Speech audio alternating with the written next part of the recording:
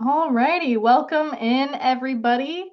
If you are here for the resume workshop for basics and formatting, then you are in the right spot. We are very lucky to have a guest speaker today, our representative from Deloitte, Megan Farina. Megan, would you like to introduce yourself? Sure. I'm a specialist leader with Deloitte. I've been there for almost 3 years now. Prior to that, I was an FBI agent in Newark, New Jersey, working counterterrorism and cyber crime cases for about 13 years. For that, I was a consultant in the DC area for a number of different places, mainly Booz Allen and Northrop Grumman. And before that, I was a student at George Mason.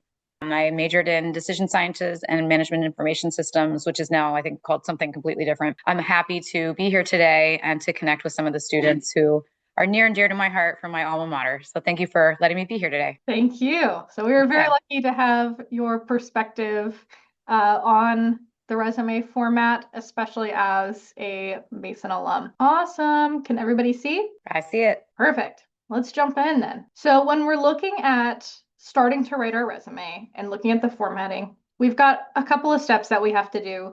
So we're going to go over all of those parts today. So first, we've got our preparation piece. So before we can even dive into the content, we've got to prepare. We've got to identify our resume sections, what we're going to even have on our resume, how to put it all together on the page so that it's easy to read and the information's easy to find. And then we'll put it all together at the end. So when we're looking at preparing for the resume, it's really important that we know what you have to offer. You would want to consider your education, the degree you're working on now, your work experience, any internship experience, volunteer experience, any experience in either your industry or in a workplace or anything like that that you can think of for yourself. And then you also want to be able to identify your skills. We don't need to take a whole lot of time right now, but as we're working through the workshop, I want you to either pull up notes on your laptop, pull open notes on your phone, get a piece of paper and a pen, and I want you to write down 5 to 10 strengths or attributes that you possess. So examples could be leadership, attention to detail, communication, analytical skills. Those are just some examples. So some questions to help you think of what those might be are, why should an employer hire you over someone else? Or how would your friends describe you? So these are some good skills to write down so that you can reference them when you're starting to work on your resume. And then if anybody has those ready to go, you can feel free to share them in the chat, which will maybe give some other people some ideas. Megan, are there any skills that immediately jump out to you that you feel like are important to have on the resume? Yes, I was just thinking about that. So one of the things I had on my resume when I was first starting out was self-starter, and I thought that that was great because I am a self-starter, right? And I'm proactive and I lean in early. But the question that was asked to me by the employer was, "What does self-starter mean?" So really be careful in your choice of words. Like it may make sense to you, but is it going to make sense to the person reading the document? And what I really wanted to say was that like I said, I'm proactive, lean in really early. I'm there from the very beginning and I kind of take charge. But put that into like verbiage that makes sense to your audience so that they understand what you mean when you say, I'm a self starter. I like to challenge the status quo. I like to work really hard. Like those kinds of statements have to be summed up in something that really tightens things up. Yeah, that's a really great point. I love that self-starter. I feel like that's super unique, but also like on the other end too, because the interviewer asked about that, you also have to make sure that like the things that you guys are putting on your resume, they have to be true. Because then if Mm-hmm. you're asked about it in the interview and it's not something you know a whole lot about, or you don't really have examples that back up that skill or that attribute, then Mm-hmm. you're gonna kind of fall flat. Yeah, that was one of the things I asked too. Well, what do you, when you say self-starter, give me an example of where you put that into practice. I said, well, I was working for a technology company and we were implementing a new software and it had never been done before. So I created a spreadsheet that then became the help desk. So I kept track of all the questions and answers that people were having. And then eventually they did start a certified help desk. But that was just one example of like, yeah, I came up with an idea on my own, on the fly, of how to address a problem. So putting that into words is sometimes tricky, but when you can back up the examples, like you said, it's super helpful. Yeah. One thing we like to say here in the office too, when we're talking about resumes, especially when we're deciding to include certain words in the skills section, is don't just tell me, show me. Mm. So not only listing it in the skills section, but see where you can weave it into your bullet points, which we'll talk about a little bit later. Yep. I don't want to tell you all the secrets right up front. Yeah, stay tuned. Yes. We do have some good ideas in the chat here, like customer service, planning, teamwork, initiative, adaptive, and creative. Those are good descriptive words. I like those. Alrighty, so keep working on that, guys. Think of your words. You can add them in the chat as we're moving along here. We do have a question. Can you use the strength test result as your skills? I think you can certainly use that as like a really good starting point. So like if one of my Clifton strengths results is relator, then I can probably add in somewhere in my resume, whether that's my summary and a bullet point, something about the fact that I'm a really good relationship builder. That's really useful too. In Deloitte, we have business chemistry. So you're broken down into 4 different groups. It's like guardian, pioneer, and then there's like 2 other areas. And the reason why it's important to us is you want to know who you're working with. Like what kind of professional are you in your work style? So putting something like that on a resume is really helpful for an employer to see. And Zanat, what Jenny's referring to, I believe, is the Clifton Strengths Assessment, which you can take one time for free through George Mason. So I would pop that into Google and then take the assessment. So when we're thinking about the resume and the preparation, there are 3 major rules of resume. The first is that every resume has a purpose. So theoretically, you are probably using your resume in order to get an internship, get a job, get into grad school, get a scholarship. There's some reason you are working on your resume. There's some place where you are turning your resume into, right? So everything on the resume should reflect and support that specific purpose. If I'm an accounting student and I'm applying for an audit internship, and in the relevant coursework section of my resume, I don't list any of my accounting courses, and instead I include my, I don't know, my dance fundamentals class instead. That doesn't really make a whole lot of sense, right? Because if the goal is to get the audit internship, that doesn't really relate. So everything on the resume should support that purpose. And then we want to order the sections of our resume from most relevant to least relevant. As human beings, we read things from top to bottom, left to right. So we're immediately going to grab and remember the information that's towards the top as opposed to the bottom. Now, of course, everything on the resume should be important, but we're just prioritizing in this case. So let's take a look at overall the resume format. So this is just an example resume of the formatting we're looking for. As you can see, it is very plain, and that's what we want. So for business resumes, the simpler, the better. If you've, expressed some creativity through making your resume in Canva, that is wonderful for things that are not going to be the internships and positions you're probably looking for. Now, if you are like a marketing student who's really into graphic design and you're going to an in-person event, I think that can be a great time to showcase some of those skills.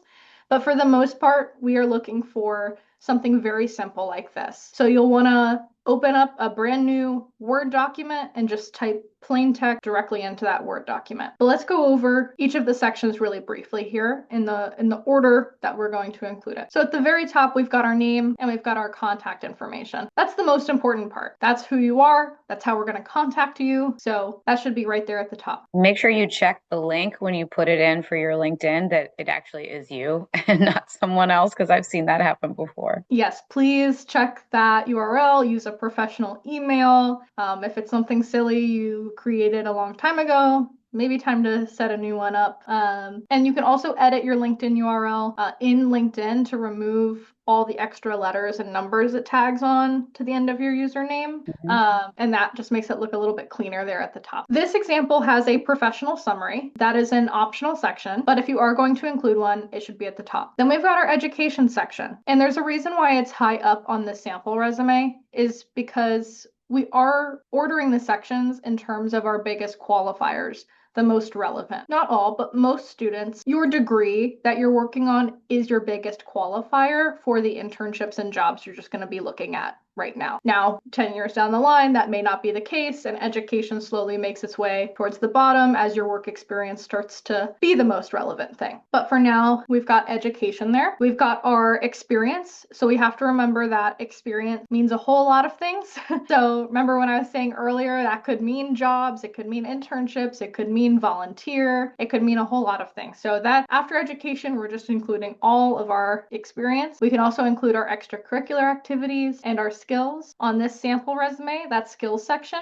is just directly underneath the summary. At that point, if you still have room on the page, there are other sections you can add as needed, like relevant coursework, course project, research projects, honors and awards, professional associations and memberships. The list kind of goes on. But these ones in that first section of bullets are really the key sections that we're looking at having. So if you have your resume up and open in editing mode, you'll want to double check that your contact information is correct, as we said. So your name should be the biggest thing on the resume, bolded. We're looking at like 14 to 16 point font typically.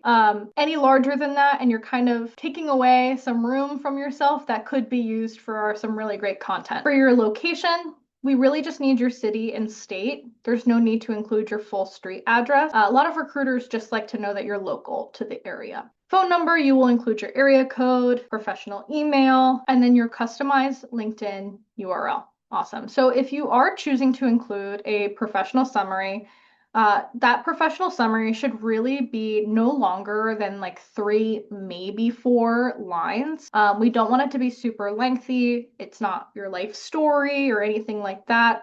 It's exactly what it says, a summary, but professional. So the summary is just about really who you are, what you're looking for, and what you bring to the table. So it's summarizing your qualifications and ideally tailored to the job announcement as much as possible. You can include both hard and soft skills here, and then your skills list could go in a bulleted list underneath. So here's an example of one. So this one is obviously very marketing focused. And as we said, you can have the skills in a list underneath that summary, but if you're not having a professional summary, the skills section is kind of its own. So there it is under the summary, and there's that skills section on its own. Now, it's important to remember that the skills section should be as relevant as possible. So remember that relevant coursework example where the class really didn't match up to the goal of the resume. The skills section should be tailored as well. And so while it is good to include soft skills, like we have communication in here, attention to detail, those really are the show me rather than tell me types of skills. So really think about where you can include those in other parts of the resume. But again, this is a great place to tailor your resume to the job description. So see what they're asking for in there, and that will give you some ideas as to what to include here. But you can also think about the brainstorming we just did not that long ago, where you had to come up with attributes and qualities, and those are the types of things that can go in here. The necessary information is the degree title, your concentration, any minors. And so for business majors, your major is business, your degree is in business. So that's a Bachelor of Science in Business. And then you have a concentration. So your concentrations in finance, your concentrations in marketing. School name, George Mason. You will include your anticipated graduation date. So for the education section, we actually do not need your start date at all. We really just want to know when you finished your degree or when you will finish your degree. In this section as well, you can include your GPA. Our rule of thumb is only included if it's a 3.0 or higher. This is where you can include that you made Dean's List, and you can list relevant coursework in this section as well. So here's what that would look like. So you can see we've got our degree title, anticipated graduation, school name, location, and the GPA. So after we've done those sections, then we can move on to the experience. Again, remember that experience can be paid part-time or full-time positions. It can be internships. It can be volunteer work. If you have a leadership position on campus, course projects, job simulations via Forage. the possibilities are kind of endless on where you gained experience. So, Megan, I'm wondering if you have any opinions or insights on what employers are looking for on the resume in terms of experience. Like, is it a good thing to add in some of those coursework projects, things like that, if the work experience isn't maybe directly aligned to the industry of interest? More is not always more. I think if you're going for a specific position that's completely, I think there's a good question in the chat about this, unrelated to the job, maybe try to focus your skills and your experiences towards the job more because you'll stand out a little bit more. But if you've done something above and beyond and it shows that you're even more dedicated than most, or that you're a very studious student that has multiple degrees, that can show your skill set as well. So it really is a judgment call about, what is your feeling about is more going to be impactful here, or should I just focus on the job that I'm trying to get? Because if your resume is like half a page, add everything, right? You want it to fill a whole page as much as possible to show as much of you as you can. Yeah, that's a great point. Yeah, but as you progress in your career, like some things will fall off. I'm not putting on there that I was a server at California Pizza Kitchen in Tyson's Corner. That's going away. Yeah, absolutely. Should be as related to the job description as possible. Exactly. We do have a couple of questions here in the chat. So I have a previous bachelor's degree, but it is unrelated to my current job search. Should I include that? Now, just to clarify, if you mean that you like transferred from another institution but didn't earn the degree, then it's kind of up to you whether you still include that or not on the resume. If you earned a bachelor's degree and now you are, working on another bachelor's degree, then it really is up to you on whether you choose to include it. We always say like if you earned a degree somewhere, it should go in the education section on your resume. But if your current degree is more relevant, or if you're applying to things where they require that bachelor's degree, then that can be helpful as a way to secure that job. But also if you have things that are more important to include, then it could be left off. Megan, any insights Yeah, on? I completely agree with you. I think we just talked about that. And then there's another question about personal projects versus, course projects in school. And if you're going for something vocational, you're trying to kind of pivot and do something a little different than what you've done in the past, I think it's totally fine to add in personal experience versus professional. I have a really good friend who, when she went to school for something completely unrelated and then became a sugar expert, and she's on Food Network and she makes candy for Swarovski crystals. And like she's completely changed her course in life. And she's definitely had to change her resume a few times, I but it's bet. very possible. Yeah, no, I totally agree. Personal projects are absolutely fair game. I feel like it shows initiative and shows that like you you take the time to learn new things outside of coursework or required Yeah, they are like that. multifaceted. That's Yeah. that's a good thing to show. Um, and I've also seen like a lot of finance students, for example, on their resume include like, personal investments that they oversee and like the growth on that. So that even if they don't have experience doing that for like other people, they're doing it for themselves. And for a lot of like financial advisors, they always say like you should be able to be your own financial advisor. Yeah, and some of like if you were going to put on like I see about the finance degree unrelated to finance, that will open the door to some questions, but that's not necessarily always a bad thing if you want to have that discussion. But it does show that you've done a lot of study already. So like don't discount the hard work that you've already put in just because you think it's going to be like, oh, you're changing careers. Why are you doing that? I've gotten that question a lot from leaving the FBI, and it's actually a really good segue into showing more of who you are. Is it always better to fill up one page of my resume if my experience is limited? Yes, we do want the resume to be one full, complete page.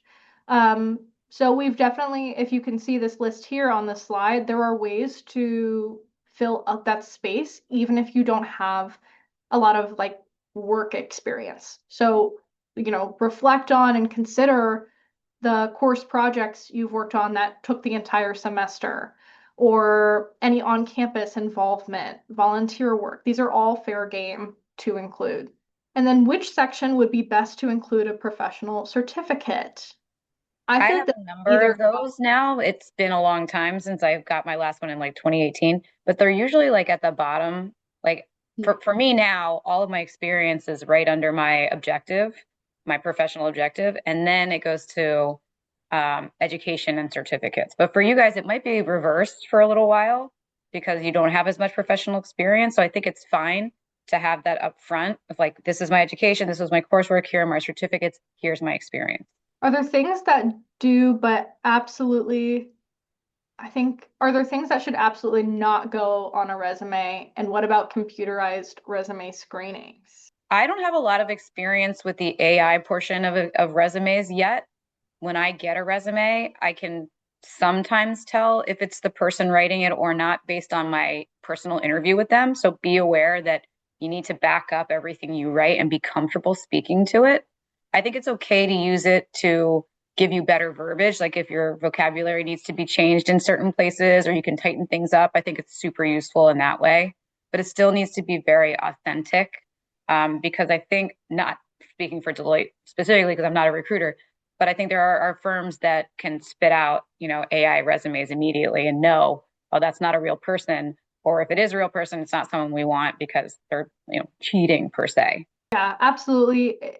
AI can help you match the job description a little bit better by providing suggestions. But as somebody who has reviewed many, many resumes and also cover letters, you can tell when they all start to kind of sound the same. And there's a reason for that. And that's There's a because lot of people dashes. are copying those M dashes. Yeah, people are Uh-huh.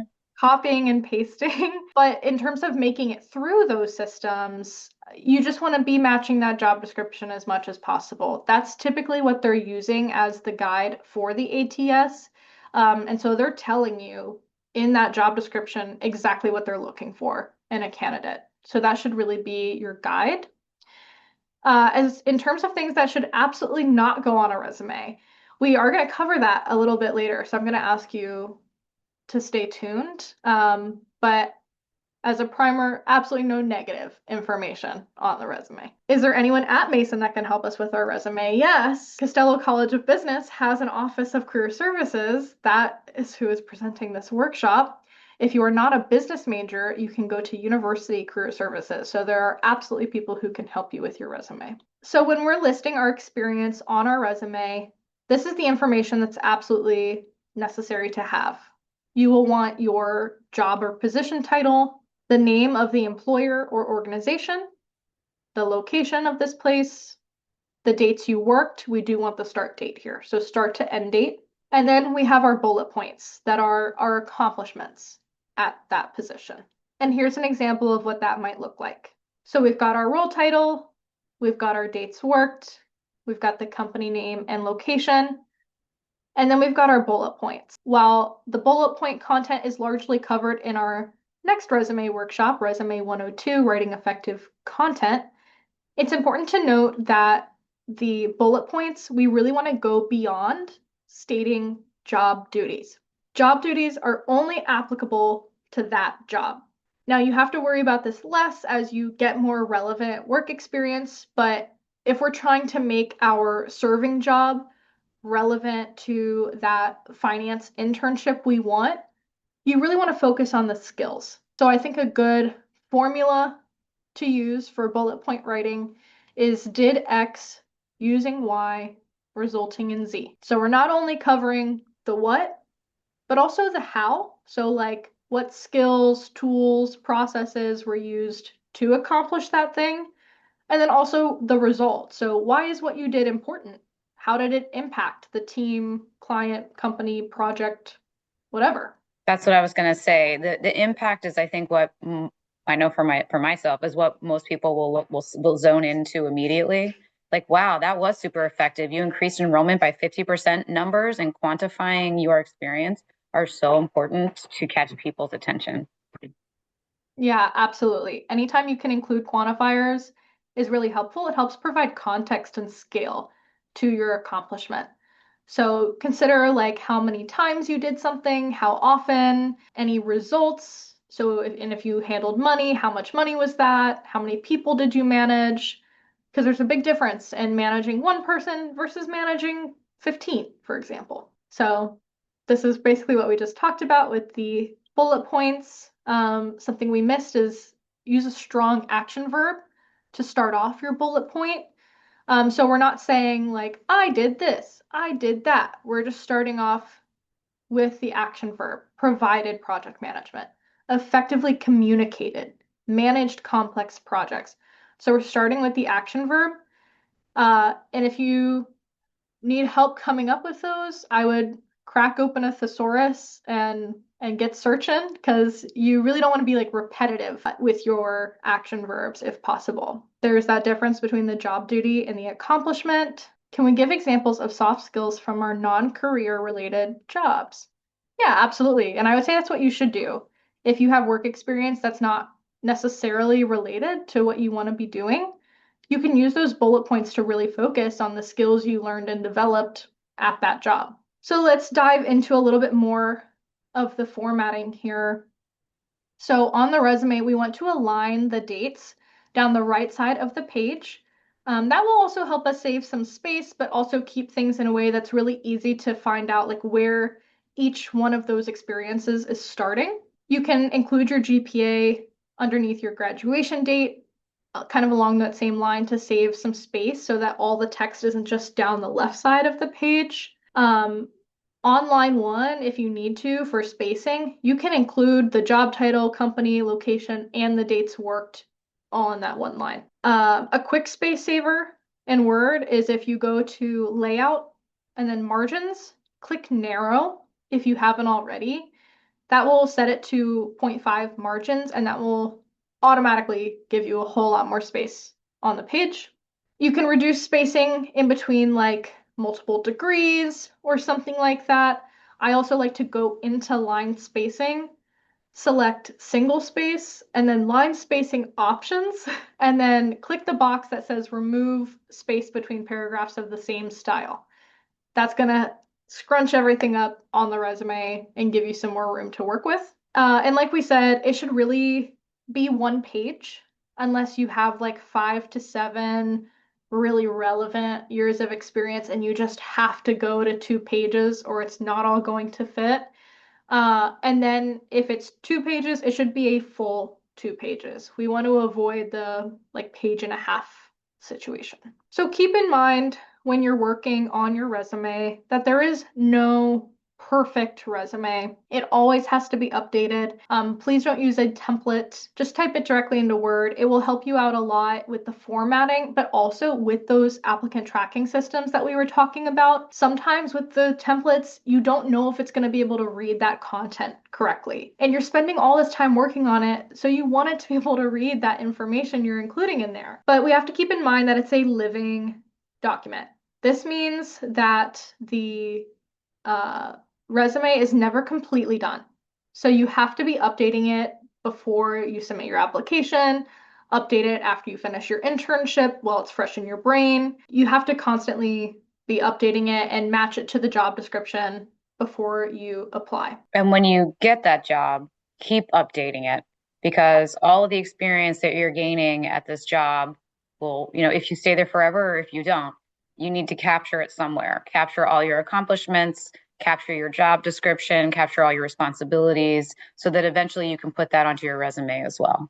Keep your language and formatting concise. As much time as we spend working on the resume, unfortunately, people are not reading it for very long. So the whole reason we're spending all this time on the formatting is so that somebody can like quickly scan your resume and grab the most important pieces of information. We want to make it as easy on the hiring manager as possible in a good way to go check, check, check, check, interview. I think the average time people spend looking at a resume to hire someone is three minutes.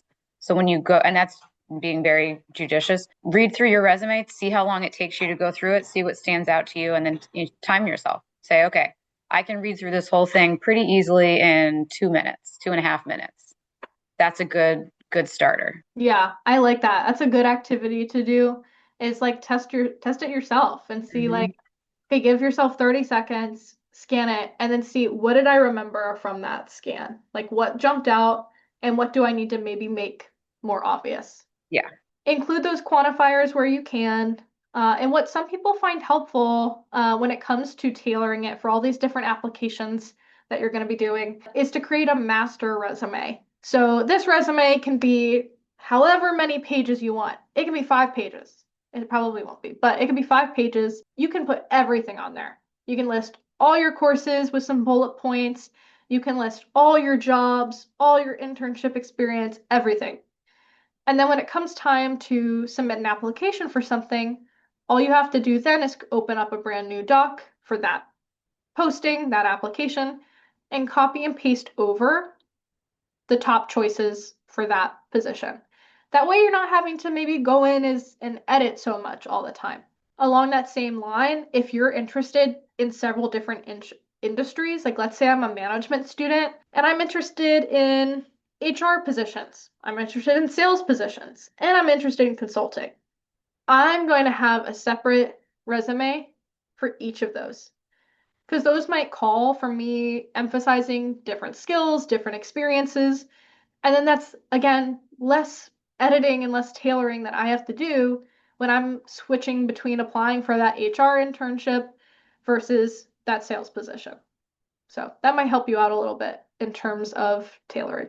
So before you submit your resume anywhere, please, please, please check for grammatical, spelling, and typing errors, especially if you're choosing to include attention to detail as one of your skills, because this will be the surefire way to showcase that you do not actually have a strong attention to detail. Have somebody critique it, ideally somebody from our office, but if not, then a mentor, a friend, a professor, a family member.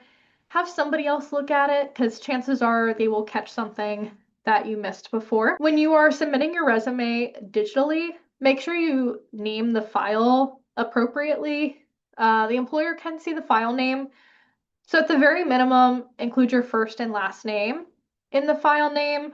But what I do is when I'm tailoring my resume for a specific job, I'm saving that as a separate copy where I'm including my first and last name and the company name in the file type so that I know I'm submitting the right copy to the right job. A resume does not get you the job, but it can absolutely get you the interview, which then can get you the job. And working on your resume is one of the best ways to prepare for an interview because it helps give you that refresher of everything you've accomplished so far. And the resume is truly just one part of the job search process. So you also have to consider networking, your cover letter, interview preparation, salary negotiation, all the things. And lucky for you all, you have resources to help you with that as well. Keeping all that in mind, a great resume can open doors, but a poor one can close them. So to help you with that, I highly recommend using this new system that we just got last semester. And this is called Costello Career AI with the AI tool in the system named Theo, who is here to help you with your resume, along with some of the other things you see on the screen. In this system, you can upload your resume and you can paste in a job description, and it will tell you how well your resume currently matches that specific job description and give you suggestions on how to improve it. And there's no limit to the number of scans you can do in here, as there might be in some other systems. As you can see, you can also work on your personal pitch. You can work on your interview. So there's lots of things you can do in here. So that is all the content we had for you today. So we've got plenty of time if anybody has any questions regarding resume formatting, maybe what it's like to work at Deloitte, any questions that you have before we wrap up today. And feel free to unmute too. You don't just have to put it in the chat. I think we did it. We knocked it out of the park. There's no questions. Everybody's ready to go work on their resumes. Ooh, is Theo better than using ChatGPT? I think so because it gives you a score, and so you can see concrete improvement every time you work on it and submit it. But you can honestly use both. They're both helpful. Theo is meant for business majors. Is there a meeting for cover letters? Yes, we do have a cover letter workshop as well that's offered at various times throughout the semester, but we also do like drop-ins and one-on-ones for cover letters. My past work experience is in game development, but I'm looking to transition to machine learning. I have coursework and self-projects in ML, but no internship or work experience. How do I proceed? I think game development ties in really nicely with machine learning because you can almost, make a case for how would you use machine learning to work in the game design world where you've just come from. I think there is definitely space there for both on a resume that ties them together really nicely that shows, well, I went from this to now this, and this is how it's going to help me be better with machine learning than anybody else. When I list some courses that were not taken from college, but some online institutions, but it thwarts to the job, should I need to describe what courses it was, or is it okay to list the title of the course? I think that kind of depends. And I know that's not a good answer, Mhm. but Depends on the job you're trying to get, depends on what the coursework was. I think in your master resume, definitely keep that. And if you feel like it's applicable to the job you're applying for, then tie it in. But like you said, it depends. can I use Theo as an alumni? TN, email my career at gmu.edu and we'll see if we are able to get you access. Yes, Theo is meant for business majors. There's limited usage spots in the platform, so it is for business students. What is the sweet I'm spot? trying to think. I think I had two different internships on my resume before I got my first job. I don't know that there's a sweet spot. People have internships every summer before they graduate. Some don't have any. I think it's important to have something there to show, like some work experience. My internships were at the Center for Innovative Technology in Reston, which I don't know if that's still there. And then I also internship at a place called Career Rewards, which was a startup kind of like monster.com, which is totally unrelated to what I ended up doing in real life. But any experience in a digital world is going to help you immensely. What's it like working at Deloitte? It is ever changing and ever challenging. So when I took this job, I was working for the state of New York on their Medicaid AWS cloud migration. So they were going from like a platform on computers to a cloud hosted environment for their Medicaid patients and users. And there's millions of people on the platform, and there's a lot of personal information that has to be protected from the outside cyber people of the world that want to do bad things. That was my first year with the firm. And then I moved to another project that was similar, and then another one that was similar to that. So, like, you springboard from project to project based on your clientele, which I find fascinating because I thought I'm just going to work for one client for the next, 15 years until I retire. And that is not the case. It's extremely dynamic. You meet so many great people. It's such an inclusive community where your network is your number one like priority really to help you grow and find your next project. Network now, make your friends and keep your people close to you, build your brand and get your board of directors, so to speak, because that becomes so important to you in your career as you try to progress up the ladder. Absolutely. I always say, like, the people who are in your classes now, your peers, that's your network. You're Yeah. all going to graduate and you're all going to go get jobs. So start building those relationships now because that two person can of help you. the two people from my classes at Mason, I helped get jobs at Northrop Grumman when I got my first job there. I brought them in with me. So you never know who's going to be very, very helpful in your career. Layla, I'm not sure what workshop you're referring to over at Horizon Hall, but I feel like most things are always good experience. So always good to try something new and see what you can get out of it. And again, that networking piece, you might meet somebody there that could be helpful. Now, I'm not sure. I think every company is different in terms of hiring What they require. international or accepting like OPT, CPT. But my understanding is Deloitte's pretty um, high security, but you do have a national or global We have global presence. Deloitte. Yeah, we have presence in Japan, Australia, India, Germany, Ireland, Canada. We're definitely a global firm. So if you're having a hard time in the US portion of things, you can always apply elsewhere. I think there's a London office. I mean, there's many. Awesome. Any other questions, guys?